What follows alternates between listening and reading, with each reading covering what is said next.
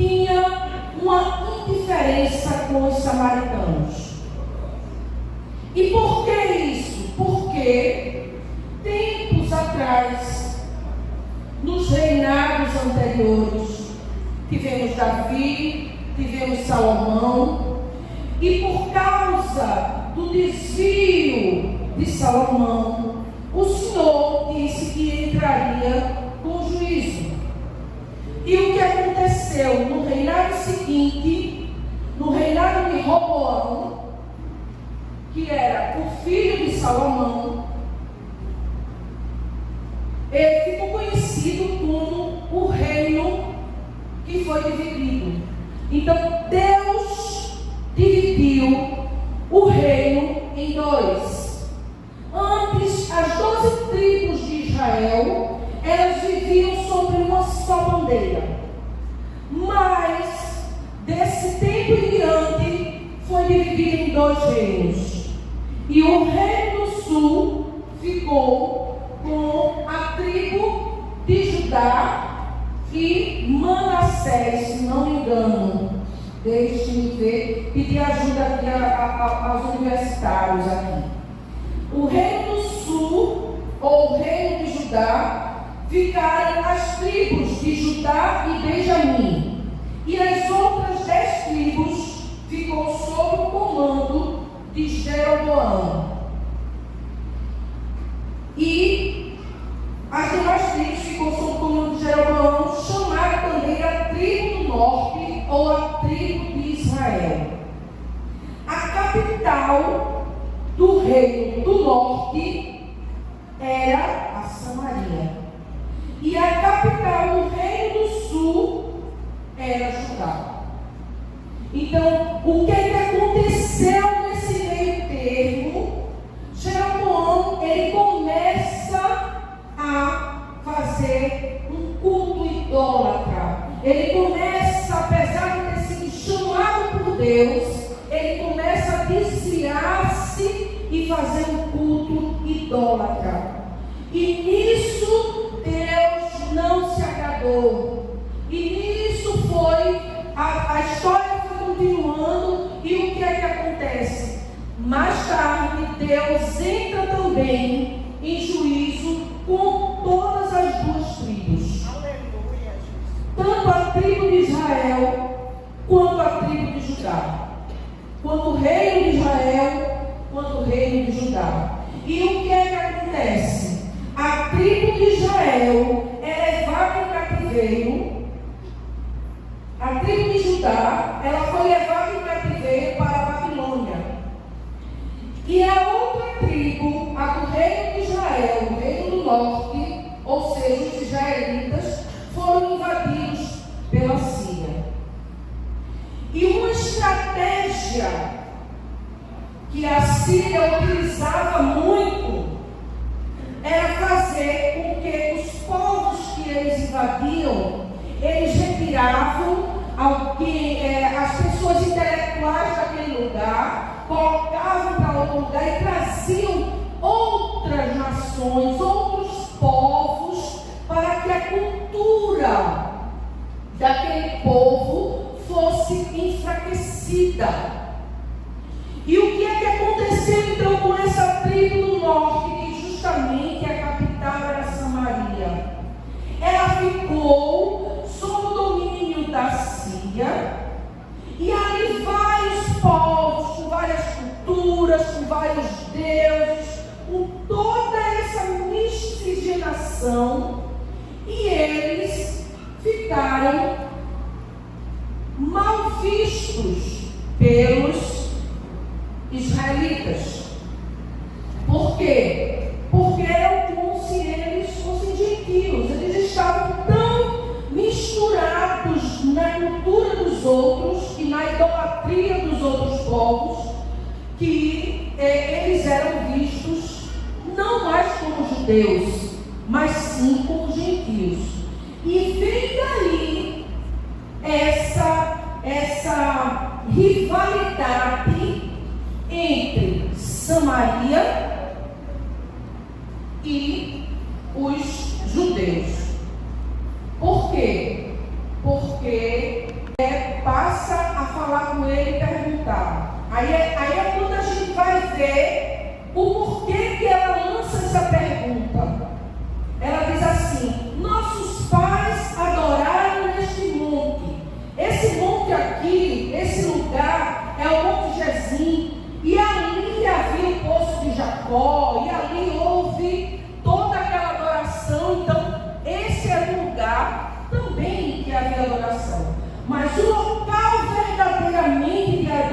adoração, onde existia o tabernáculo, onde foi feito o templo de Salomão, era Jerusalém. Mas como havia essa divisão, era vendo que Jesus era um profeta. Por que Jesus era um profeta? Porque ela chegou a essa. Porque Jesus, quando sentou-se e chegou para ela e pediu: me dê água. Ela disse: como tu, sendo um judeu, vem pedir água a mim, que sou uma samaritana? Porque não se falavam, eram separados. Aí ele disse: disseste bem. Se tu soubeste quem pede água, tu me pedirias água e te daria água, e você não torna a beber a água da vida. Eu te daria. E Jesus disse bem assim: vai e chama teu esposo. Aí ela disse: eu não tenho esposo. Ele disse: disseste bem, porque tu já tiveste 5 e esse que tu tens não é teu esposo. É quando essa revelação de Deus, aí ela disse: tu és profeta. Então ela viu em Jesus uma certa autoridade espiritual. Até então ela não sabia que ele era o Messias. Aí ela para e pergunta: nossos pais adoraram neste monte, e vós dizeis que é em Jerusalém o lugar onde se deve adorar. Disse-lhe Jesus: mulher, creio que a hora vem em que nem neste monte, nem em Jerusalém adorareis o Pai. Oh, glória a Deus. Quando Jesus ele fala, a mulher estava preocupada com o quê? Com o lugar de cultuar. Não é? Ela estava preocupada com o local de prestar culto.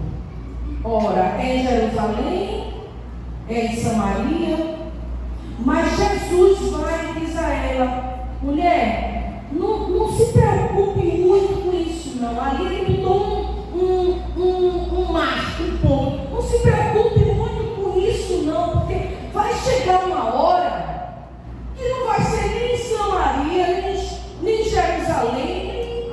Por quê? Porque no Novo Testamento, quando Cristo ele foi e morreu e deu a sua vida em nosso lugar, a partir daquele momento, quando ele bradou e disse: tudo está consumado, nesse momento o véu do templo, que era o lugar de adoração, em que só os sumos sacerdotes podiam uma vez por ano entrar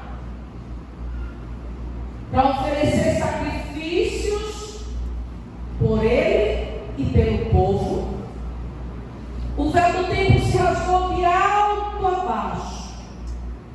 Não foi de baixo para cima, foi de alto a baixo. Então ali Jesus estava dizendo: não, Deus não vai mais se limitar a mostrar e a se fazer presente somente num lugar. O véu do templo foi rasgado. A presença de Deus não estava mais se limitando a partir do sacrifício de Cristo na cruz do Calvário. Não estava se limitando mais a lugar. Por isso, crê em mim. Nem nesse monte, nem em Jerusalém adorareis ao Pai. Vai chegar a hora que não vai precisar mais disso. Em seguida, vós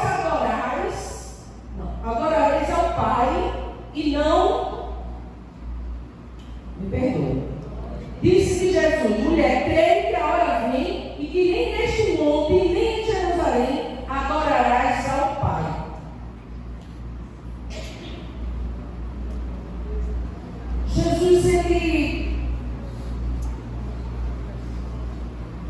ele pagou o preço, ele se entregou,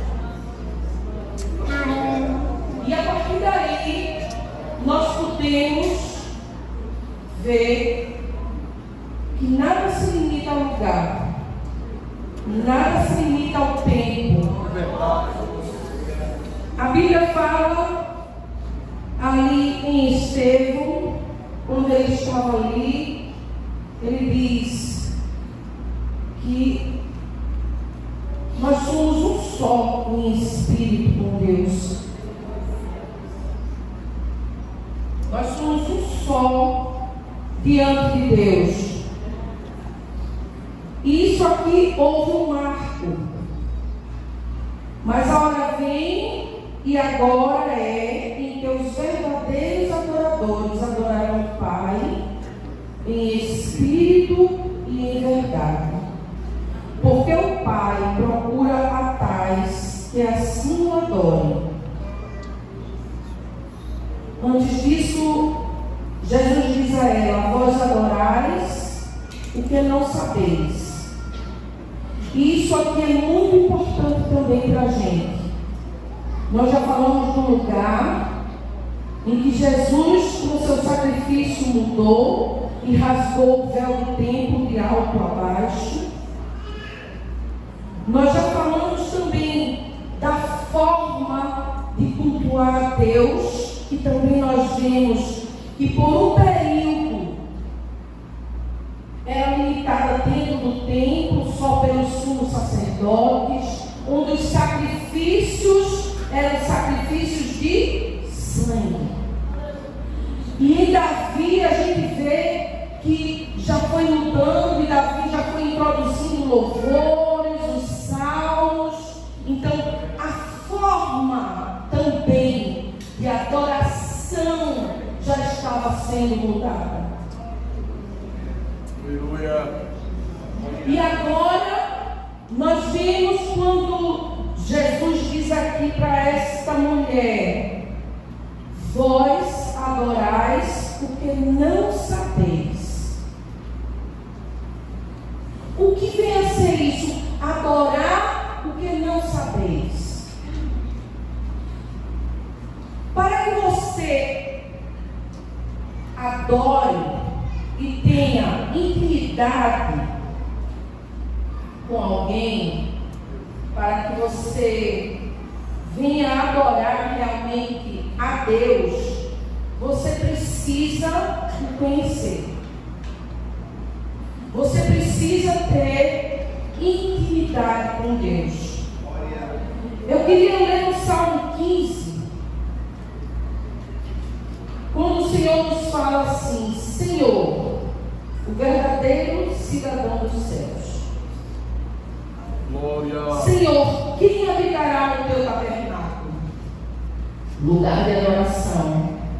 Quem morará no teu santo monte? Lugar de adoração. E ele mesmo responde: aquele que anda em sinceridade e pratica a justiça e fala verosmente segundo o seu coração. Aquele que não difama com a sua língua, nem faz mal ao seu próximo, nem aceita nenhuma afronta contra o seu próximo. Aquele cujos olhos o reprovo é desprezado, mas honra os que temem ao Senhor. Aquele que mesmo que jure com dano seu, não muda. Glória a Deus.